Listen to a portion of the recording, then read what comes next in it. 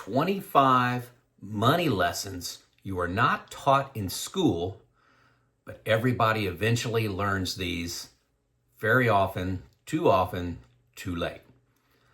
Okay, I'm going to have to hustle through this one. Let's see how long this video is going to take. Please pass this along to your kids, your grandkids, anyone you think that may benefit.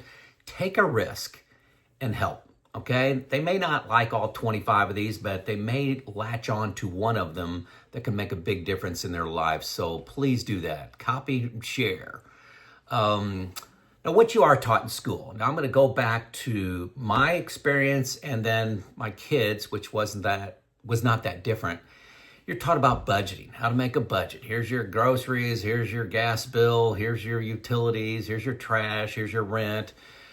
Talk about checking accounts, how to balance those. That's not as much today. But perhaps your kids even played the stock game where you were given $1,000 or $10,000 and asked to invest in that stock, and then you kind of watch that stock perform over the next month and see how everybody did. Played a little game with equities there. You're also taught that going to college is really the only successful route. So get a job. Okay, those are the three things. Get a job is the last one. So what you're not taught, 25 of them. I'm not going to go into depth of any of these, but want to introduce them. And I think a lot of them are pretty self-explanatory. So number one, career choices have consequences. Not trying to offend anybody, but if you go into the career of art history, psychology, those have consequences versus being an accountant, a nurse, an engineer, welder, electrician, a flight attendant. Everything that you may choose has consequences. There's a big difference between a job and a career. Again, not a judgment, but a job. Most often you're trained in that job. You can get better in that job, make better quality, do it a little more efficiently, but you're basically doing the same thing for 30 years. A lot of people choose this path intentionally because it allows them to do hobbies. Maybe you have a farm, maybe you want to be a softball coach or a minister and you just need some income and some benefits. Versus a career. What is the difference between a job and a career? A career, you're trained, you grow, you problem solve, you create, you innovate. It's not for everybody. It's definitely not 40 hours a week. So what your work hours are, there are consequences based on what career you pick. For example, if you pick a nurse, hospital and medical profession is typically around the clock. So you're going to work weekends, holidays, things like that. Pay, growth, and then there's different challenges. Also, how much you invest to get educated. This is all number one. You don't want to spend $200,000 to get an art history degree. Okay, so it's an investment. I wish parents had to sign a document and kids had to sign a document when they were getting their education, whether it's in being an electrician, a welder, or going to college and say, hey, you're going to spend $120,000 to get a degree making 80 or a degree making 25. So number two, how to read a paycheck, wages, taxes, deductions. Number three, pay yourself first. Before your bills, what is your profit as an individual? Save. So before if you make, I'll just make up a number, $1,000 a week, what are you going to pay yourself first? I challenge you to be at least 15% that you pay first, and then the bills and other things come out of that. Save. Number four, compounding interest. Get rich slow with a high percentage of success. Everybody knows what get rich quick is. Get rich slow is compounding.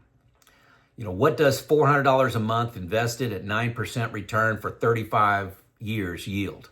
1.2 million. How many kids could say that? Number five, interest rates you pay. It's a big deal. Home, car, credit cards. The cost of not paying off a credit card. What are your credit scores? Number six, basic stock information like PE ratio, price earnings ratio. What are value stocks? What are large stocks?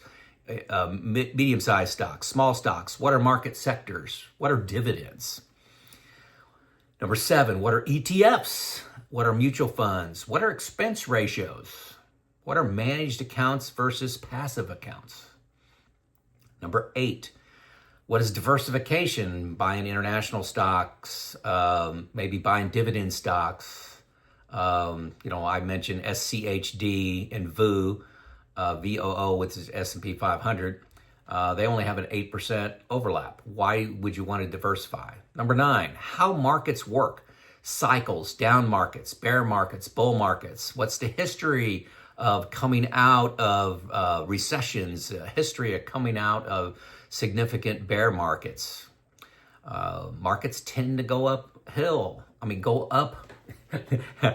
The analogy is the stock market is like walking up a mountain with a yo-yo. So the mountain, you're going up, but there are a lot of ups and downs, and that's just been the history. Number 10, the system is rigged for investors. This is the economic system.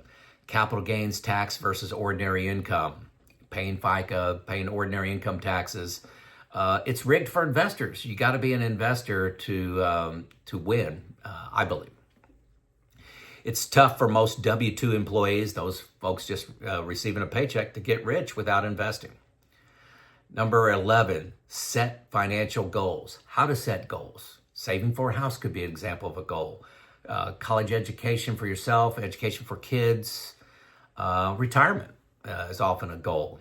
When do you want to retire? What age? What's your plan to get there? Number 12, taking the long view. What is a long view? What is delayed gratification? 5 years from now, what's the best decision? Is it to buy that new car? 10 years from now, is it to buy that house?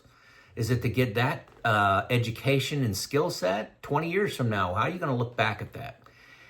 It's shocking how fast you're going to be 20, 40, then 60. I'm 60, and it's amazing how fast life has gone. Number 13, emotions and investing. I am the biggest risk to my retirement and to my returns that I'm getting on my investments. Me, the actions I take based on emotion. What's that mean? 14, taxes. Understanding tax bracket. It's capital gains, ordinary income, tax deferred, tax free. Insurance, home insurance, auto insurance, life insurance, healthcare insurance. 16, lifestyle creep. It's a trap. What's the difference between being frugal and being cheap? What is lifestyle creep? 17, what is living beyond your means? I hear that, but what is that? 18, stuff does not buy happiness. Get testimonials from 60-year-olds. I'd volunteer for that. 19, spending on experiences typically will pass the test of time. You will like experiences that you invested in, not stuff. So number 20, worried about how others will judge you. Just today, I got an email from I think it was a guy, that said, hey, he's thinking about buying a new car because people at work are making fun of his old car that is extremely reliable and has been paid off, and there's no reason to get rid of it other than what people think. Interesting. 21, entrepreneurship. Getting a job is not the only path. Create one. Opportunities like real estate, being a YouTuber. Here's an example of a friend of mine, friend of the family rather. He liked detailing cars, but that's very common, easy for other people to get into that space with not much of an investment. And now he does ceramic coating of cars. Extremely high-end, high markup, high skill ceramic coating of cars. How can you be different, unique, and solve a problem? Investment of your time and energy in for being an entrepreneur is significantly more than a career or a job. You might fail, probably will fail. What you need to do is learn from that, stand up, try again, learn and go again. Personal story. Hey, I'm not a fan a fan of side hustles. That means working a career, working a job, and doing a side hustle. I believe in investing myself 100% into my career. Find the right career, something I love, that I'm passionate about, that I can read on the side about, get certifications, push myself to be, one of the best, 5% in my field. But if a side hustle is fun for you or can lead to, a better job or maybe a replacement job, I think that's great. But be careful of diluting your talents. If you've only, are only able to put in 80% at your work because you got this side hustle going, you may kind of do mediocre at both of them. Okay. That's just my personal take. That's not necessarily right. 22, you are paid for your perceived value. What's that mean? Invest in yourself. What skills does it take to be the top 5% in your field? Example for me, I'm a Six Sigma lean person. I have a certified maintenance and reliability professional certification. I've taken infrared classes, ultrasonic classes, lube excellence, Apollo root cause. Those are things in the reliability and maintenance field that mean a lot that people would pay for. Can you be a pressure vessel welding person? Can you get that certification? What about a high voltage electrician? Continuous learning and certifications that often come free from an employer make a big difference in the end. Another thing under you're paid for what your perceived values, do 20% more than is expected. That's my best advice I gave to all my kids. When you're asked to do something, do you do the minimum or you do 20% more? When you're asked for your opinion on something, an analysis, add charts, add data, go to other, examples of where maybe you're told to look at a new piece of equipment. Go to a plant that maybe has that a piece of equipment. Go to two. What's their opinion of it? That's going the extra mile. People get promoted that solve problems. Okay, you're not promoted based on seniority. Hey, I've been here 10 years. This other person's been here 5 years. Why did they get promoted? People get promoted and hired to solve problems. Okay.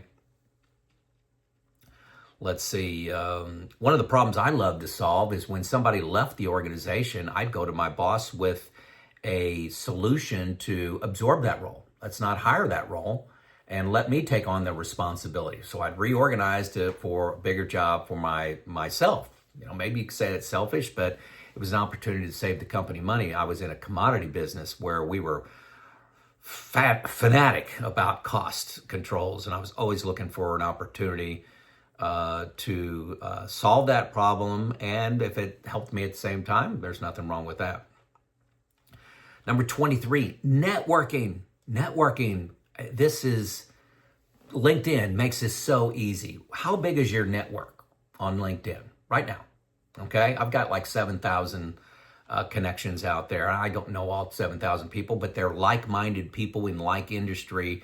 They present job opportunities.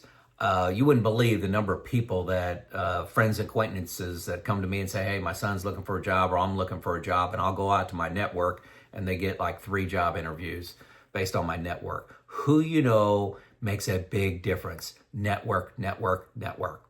Okay. I'll also put a little heading under, or category under networking. Get a mentor. Find somebody. It's almost always free to find somebody to mentor you, somebody that you aspire to be maybe 1 or 2 job grades higher than you are, higher in the organization you're in. Find a mentor. This is another, you can learn lessons from them, and it's another advocate on your behalf, okay? Number 24, you gotta get the big stuff right. Buying a house, college loans, cars, and who you marry. I think those are the 4 big ones.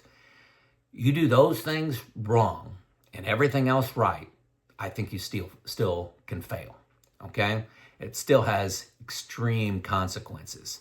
Buying a house, don't get to be house poor, okay? You buy too big of a house, you spend 40% of your income on a mortgage, then you've got to take care of that house, then you got to buy, you're in this neighborhood where everybody's got a nice car, you got to have a nice car, everybody takes this kind of vacation, your kids have these kind of clothes. Yeah, house poor is what that's called. What, they need to know what house poor is. College loans. I think this is from Dave Ramsey, is it's okay to borrow 1 times your first year's salary. So if you're getting an engineering degree, it's okay to borrow $85,000 for that, because that's what you'd probably make in your first year. That's my latest information on engineering. But it's not okay to borrow $300,000. Win the car game. What's that mean? What is depreciation? Don't get hooked up on what's it cost you to buy a new car every other year, which a lot of people do. What's it cost you to lease a car? You got to win the car game. That can be worth over $1 million pretty easily. You could probably get to $2 million for a car. The impact of having the latest and greatest car all the time. And the fourth one is who you marry. Money, my understanding, is the number one reason for divorce. It starts all the arguments. Do you have a money partner, or do you have a problem? Money is a big deal. So who you marry is a big deal. And hey, you can marry whoever you want, but consequences. Number 25. I'm already on number 25. You are the average of the 5 people you spend the most time with. Are your friends pulling you up or down? Not telling you to get new friends, just to be aware. Maybe you ought to get a second friend group. For example, do you play golf with people that are better than you? So say you have a foursome and you got 3 people that are significantly better than you. Do you get better? Yes. What if you played with 3 people that were significantly worse than you? Do you get better? Probably not. Okay? How about hunting? How about tennis? How about pickleball? This applies to everything. You're the average of the 5 people you spend the most time with. What are the consequences of that? Okay, there you go. There's my list of 25 things that you're not taught in school that you eventually learn. I'm sure I got a lot of head nods through this. Please like, subscribe, and share this with somebody that is important to you. It's Joe out.